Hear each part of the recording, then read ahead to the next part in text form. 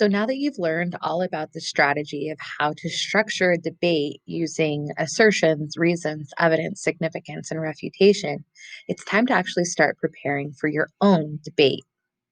In order to do this, you're going to use something that I call an ARESR chart. For this, you are going to be given a topic. This topic is going to be given to you ahead of time, and you're going to type the topic into the topic line here. Remember, topics are either written in the affirmative, for example, cell phones should be allowed in school, or in the negative, for example, cell phones should not be allowed in school. Understanding your topic is important because it develops your understanding of the proposition assertion and the opposition assertion. It's a good idea to keep in mind that your proposition assertion will always be the same thing as your topic. So let's go down to our next part. After inserting the topic, you're going to need to fill out the ARESR chart for both the proposition side and the opposition side. Remember, you don't know what side you're going to be arguing, so you need to make both sides equally strong. Sometimes this is challenging because we carry with us our own personal bias about the topic. Maybe you really believe that cell phones should be allowed at school, and yet you're going to have to argue that they shouldn't. This is really tough to do, but it is a very valuable skill to learn in life, and I know you can do it well. So once you have your topic input, you go ahead and fill out the assertion for the proposition for each of your reasons. So your assertion will be the same for every one of these boxes. So in this box here, you're going to write the assertion and just copy and paste it into your second and third boxes. The reason why I give you 3 boxes is because you should have at least 3 reasons and then 3 pieces of evidence, 3 pieces of significance, and 3 pieces of refutation to go and make your argument, your debate, as strong as possible. So if the topic is cell phones should be allowed in school, then your assertion as proposition is essentially the same exact thing. So you can actually just copy the topic and put it in as your assertion. Put it all 3 times. There you go. That's your assertion. You could also merge these cells so that you just have that all together. But either way, you're fine. Now go down to the opposition. It's good to think about your assertions first for both sides to make sure that you truly understand the topic.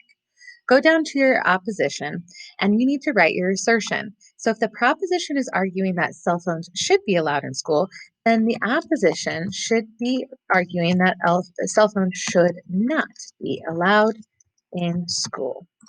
And you can go ahead and copy and paste that because your assertion is the same for all 3 reasons. Your assertion stays the same. After you've written your assertion for your proposition and opposition, it's time to start researching. Dive into filling out your proposition first. Find your reasons. Write your first reason in this box, your second reason in the box below that, and your third reason in the box below that. Once you have your strong 3 reasons, go ahead and find evidence for each one of your reasons. Make sure that evidence is credible. It's coming from a credible resource. It's coming from either your own experience or maybe from some data from science or from a scientific journal or a newspaper like the New York Times, or maybe even from a doctor, someone who's a professional in the field.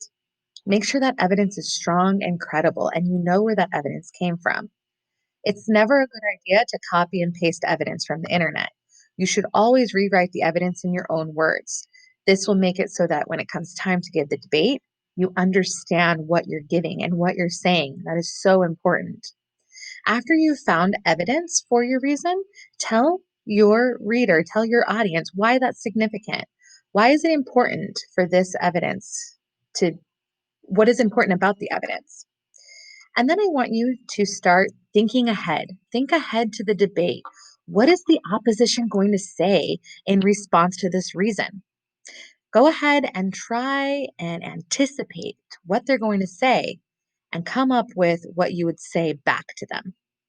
Remember, it might be a good idea to start out by saying, the opposition might say blank, but in reality, and then give your refutation. Do this for your reason 2 and 3 as well. Once you have your entire argument, your ARESR formed for the proposition, you can go ahead and go in and type your hook. Remember, you want to do this last because you want to have all the information and your argument fully formed before you go ahead and start your hook. Your hook is going to be the first thing that your audience and therefore the judge hears. So, what is it that you want them to know? What emotion do you want them to feel? Use your hook to give them that information, to give them that emotion, or to set the mood and tone of your entire argument. Once you're done with the proposition, ARESR chart, you're going to go down and you're going to do the same thing for opposition. Remember, for opposition, your whole goal is to tear down the house of proposition. So while your reasons are really important, perhaps the most important part of your opposition argument is your refutation. The more refutation you can anticipate, the stronger your debate's going to be and the more likely that you will end up the victors in the debate. So remember, find some reasons, find the evidence, and give the significance for those reasons and evidence. But focus your attention mainly on anticipating what the proposition is going to say and what you're going to say against it. That's why it's a good idea to try and form and research your proposition side first, because in doing so, you already have some basic idea of if you were proposition, what you would say. And more than likely, your thinking is not too far off from your opponent's. So as you are preparing the opposition side, think about it. Okay, well, I said that cell phone should be allowed because it could help in the case of an emergency. So, what would I say against that if I were arguing against cell phones in school? As much refutation as you can anticipate, again, that's going to make your stronger argument. So when you are proposition, you're focusing really on your reasons and your evidence and your significance because you're trying to build up the house of your argument. But when you're opposition, you're really focusing on that refutation and making strong refutation, anticipating what that proposition is going to say and how you're going to tear down their house.